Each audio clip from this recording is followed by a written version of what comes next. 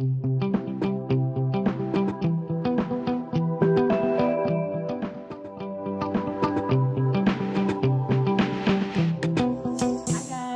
back. Today I have a new video series starting and I'm super excited because I feel like it's pretty original, so correct me if I'm wrong. But today starts a new series called Mystery Makeup Investigation. And I hinted at this idea a little bit in my no-buy video, which was a collab with my sister. I will link her down below as always. And so what I want to do is, while I'm on this no buy and beyond, I would like to pick 3 products every week that I take a closer look or an investigate into. And so that's what we're going to be doing. Now, to make it fair, I am going to be drawing out the types of products that I'm going to use this week. I'm getting down to the wire on my palette of the week palettes that I have left to do. So first of all, I wrote them all down on slips of paper. My daughter lovingly folded them all into quarters and put them in this jar. So I'll be drawing out the palette of the week every week on this series. And that's the palette that I'll do for that week. And I usually do 4 to 5 looks with the same palette that week. And then in this jar, I have all of the categories of makeup that I personally own. And what I'm going to do is I'm going to draw 3 types of products out. I'm going to go and choose those products based on the types that I got out of the jar. And then I'm going to come back and show you guys what the products of the week are going to be, and maybe a little bit about why I chose that particular product within a category. Maybe I'm just not reaching for it, or I haven't found a way to use it that works for me personally. And then next week, when we get back together for Mystery Makeup Investigations, I'm going to tell you about my investigation into the makeup. This might include how I like to use it. It may include ingredients and where they are in sort of the formula, how they might compare to other formulas, how much product you get and how much that compares. Like, for example, the rock shadows are very, very small, and some other palettes have very big, where you get 1 gram to 2 grams of product in each eyeshadow, for example. So I'm going to look into sort of the logistics. I'm also going to commit to using it again 3 or 4 days out of the week, so I can really form an opinion about the formula, about the performance, the longevity, how it works for me. Like I said, I will fill you guys in on how I like to apply it or what tools I like to apply it.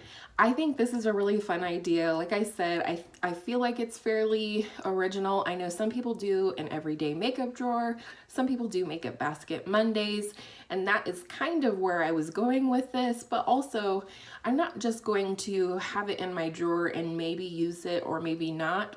I'm really going to look with intention at these products and research them online on their website, on the Ulta and Sephora website, on cruelty-free websites. I want to look at each thing and decipher whether it is cruelty-free or not. Eventually, I hope to be 100% cruelty-free, but I did buy a lot of makeup at one time and did not have the cruelty-free sort of mindset instilled in me yet. I do think that's extremely important. However, using up makeup is also very important. So I will, once I use those things up, not buy cruelty-free options anymore. At least that's where I'm going right now. So let's go ahead and get to it. I think first we'll do the palette of the week. I just couldn't decide, you guys. So the palette of the week is going to be the Morphe 35F Fall Into Frost. That's my handwriting. I don't know why I showed it to you. So this one will go away in the trash can, actually, because I will not add it back in. Now, the way it will work with the 3 products that I draw out of here is I will keep out the 3 that I draw each week until the jar is empty. And then once the jar is empty, if I have more products to test in that category, I will put them back in and we'll start fresh. I hope that's clear as mud. Let's go ahead and pick our 3 products.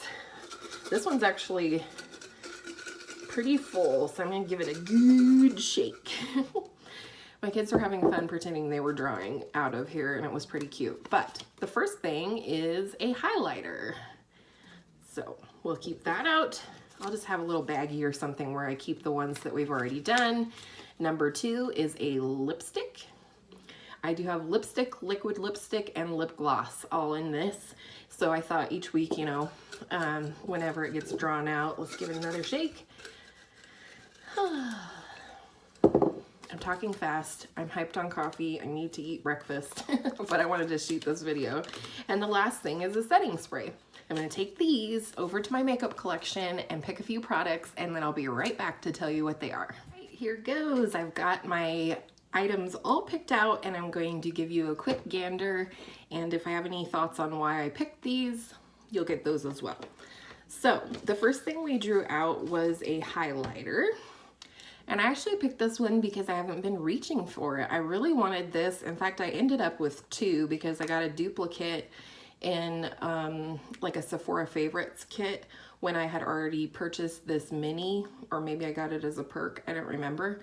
But this is the BECCA highlighter in the shade Opal, kind of a cult favorite around here on YouTube. I'm not for sure why I don't reach for it because I do think it's really pretty.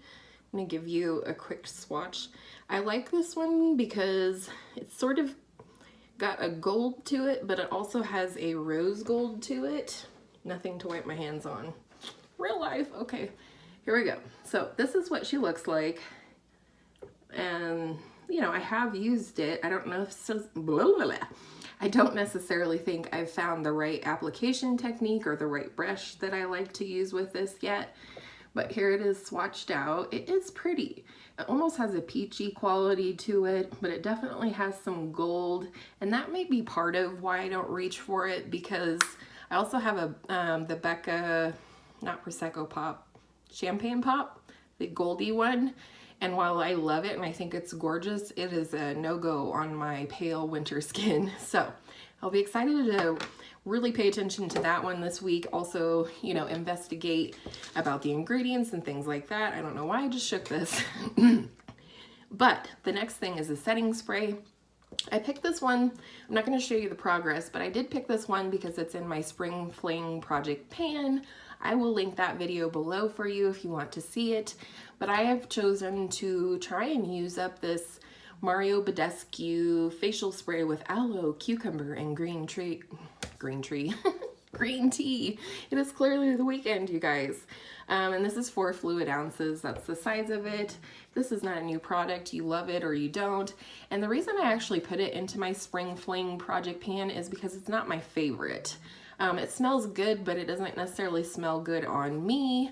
I'm definitely interested to investigate into the ingredients further and learn about what the ingredients in this are actually made to do versus what it's claiming that it does.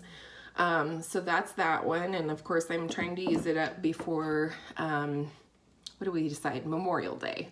So, and then the last thing I picked, again, lipsticks are hard to pick because I do use most of my lipsticks, but this is newer, as a lot of things are, to my collection, and it's actually from the Ulta collection, and it's one of their lipsticks. Let's see if I can read this tiny print. But no, I can't. It's just their lipstick. I'll swatch it for you. It's a nice pink shade, pinky nude shade, which is so my jam, especially in the winter. And there it is. It does have like a satin finish to it, but not metallic in any way. It's a beautiful rose color. I think it'll be great, especially during the winter here. So not only do I want to get more use out of this one, but I also want to look into the Ulta lipstick formula and see, you know, what the ingredients are and things like that. And then the last thing that we have for the week is the palette of the week. I'm actually excited that I drew this one out. I don't know if I would have chosen it had I not drew it out, but I am ashamed to admit that I maybe have used this palette once, and I really do like it. It's one that immediately called to me when I started looking at Morphe palettes. And some people don't care for Morphe, and that's okay. This is not affiliated. I do not have an affiliated code or anything like that. But this is the Morphe 35F, and they actually call it Fall Into Frost. And if you know me, I like my frost. I like shimmery eyeshadows, and almost all of these, fail, Almost all of these are shimmery. This whole row right here is matte. And you have everything from a black to this sort of darker flesh shade, and all the rest of these babies are shimmer, not metallic, shimmer. And I'm really attracted to this palette. I like that there's a lot of lighter ones up here. I am one that does not hem and haw about like a slightly shimmery brow bone shade or whatever. That's cool.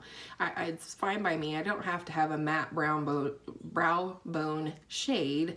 I simply need to have a light shade to highlight my brow bone. Good grief. So anyhow, I love this palette. I'm excited to use it this week. Be looking for lots of looks from me on Instagram at JourneyInBeauty, and that's it. We will talk again next Monday, and I will tell you about everything I tried out this week, and we'll draw and pick the products that we're going to investigate into next week. I feel like I should be wearing like a detective getup or have like a magnifying glass, because that's what I'm going to do. I'm going to investigate deeply into these products, what they have to offer, what they have in them, and those kind of things. So enjoy your week, y'all, and I'll see you next week.